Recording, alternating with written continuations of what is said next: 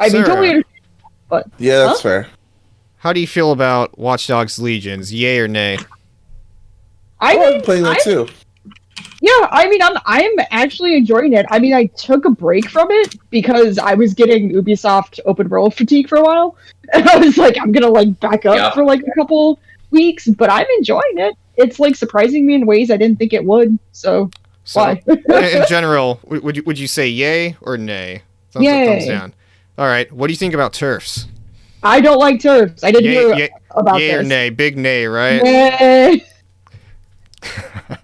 Ubisoft has taken Nay. steps to fully replace a transphobic, controversial voice Good. actor, Helen Lewis from Watch Dogs Legion's in-game podcast, after becoming aware of the performer's steeped history in bigotry.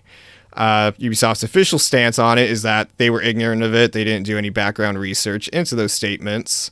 Lewis's statements come from a 2017 op-ed from The Times, which The Times maybe don't let people use your platform to spread shit like this. But in her op-ed, she puts, a man can't just say he has turned into a woman, obviously a transphobic comment, and is met with wide derision from the gaming community, and she's been widely and accurately been labeled as a TERF. And yeah, I'm happy to see this person stripped away from the game. No one who's a bigot should have a place in games. I don't care. Strip them out, replace them. I mean, I feel really bad saying that I probably wasn't paying attention to the podcast that she was on in the game because I was listening to like my own podcast while I was playing the game, so it wasn't. Yeah, the podcast kind of suck. But it's like at the same time, I mean, I'm not like defending people here, but I can understand if they didn't look up background checks on just like a background voice actress that's in there for like a whole 10 minutes on like a thing that no one's going to hear. But at the same time, I'm glad that Ubisoft's stepping up and being like, okay, we're fucking phasing her out or switching it with someone else. Like, at least they're actually doing something about it. Yeah. Though, Yeah. I must admit, it always feels like they're doing something about it and never stopping it before they need to do something about it. Yeah. It's like making It's like making mistakes is fine, but you gotta learn from it. You can't just keep fucking just like, sorry, did it again, my bad. Yeah, and I know that. See, the thing is, I know people are understandably very upset at Ubisoft right now. I think the sad thing is that this is probably one of the less controversial incidents associated with them. But to their credit, and I'm not inclined to give Ubisoft credit lately, they realized it. They offered what I think is a very sincere apology, and they replaced her. So, whether or not they always commit to doing better. Whether or not they will, we'll see what happens. But yeah, in this instance, I think the appropriate action was taken. So more power to them. I think I'm in full agreement with that. They've taken steps to remove people from the company, even higher ups, including Chief Creative Officer. I'm gonna fucking butcher these names so bad. French Canadian names. Officer Serge Haskiat, Global Head of Human Resources Cecile Cornette, Assassin's Creed Valhalla Creative Director, the game that just came out, Ashraf Ismail, Marketing Manager Andrian. Don't even attempt that last name. Don't even bother. Yeah, nobody would blame you. But all these people have had sexual harassment allegations or just like toxic workplaces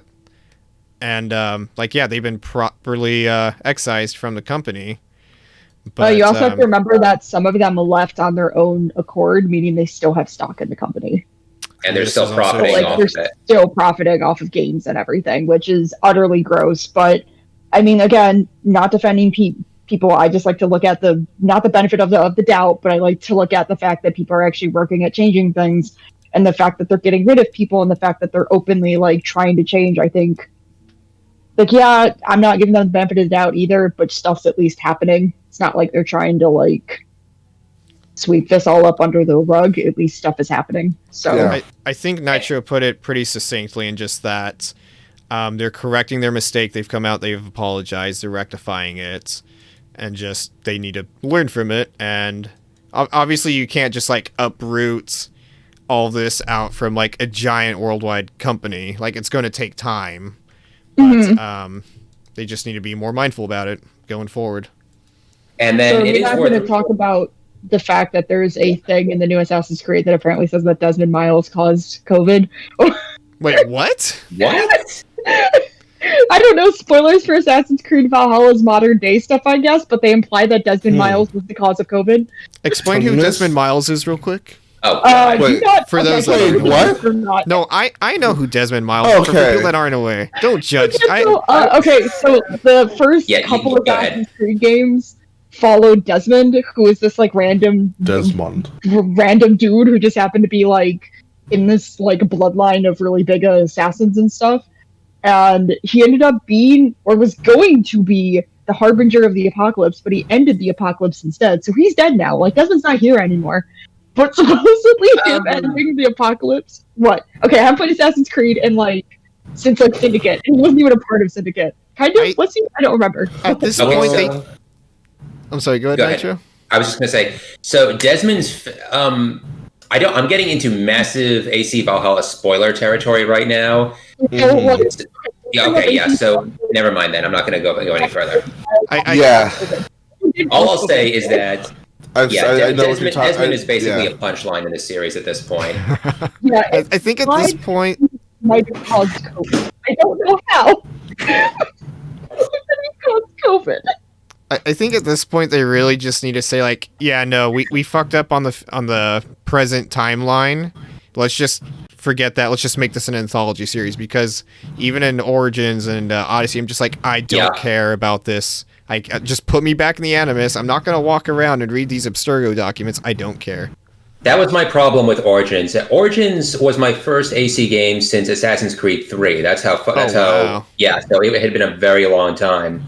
And I had gotten over some really bad burnout of the Ubisoft open world formula. I loved the idea of a game set in ancient Egypt, so I took a look at it. And the ancient Egypt section was amazing, but then every so often they would just yank me back into the present timeline, and I would just be like, Ubisoft, I don't care about this random Lila person. I don't care. Let me go be with Bayek or whatever. Bayek was his name, right? Yeah. Yep. I honestly believe the best time that Assassin's Creed has done modern day stuff that wasn't Desmond, because as like a teen, I actually loved Desmond. I thought it was really interesting that he had this like background and stuff. Was Assassin's Creed 4, where they did it, where it was a video game made by Abstergo, and you're walking through the video game offices in first. And you could like hack into different offices. I love those puzzles so much. Weren't they explicitly all of them? I loved it. I played AC4 this year too. In Assassin's Creed 4, wasn't Ubisoft like in game, like a subsidiary of Abstergo? Like, no. They were basically playing a self-insert fan fiction role at that point. Abstergo had this like video game company that they used to like seek out people that had ties to the assassins. Somehow, I do. All I remember is that two people in the lobby talking about CTOS. Yes, there was like a bunch of. This was the first time that Ubisoft hinted at their like extended universe, where games took place in the same world. And that means Ubisoft has to exist, though. Huh? Because you steal a Ubisoft trailer in Watch Dogs 2. I forgot you did. So that means Ubisoft has to be in that world as well. Come back a week to where me Assassin's Creed is such a mess. How every single game is connected. Oh, God. Anyway, continue. Go on.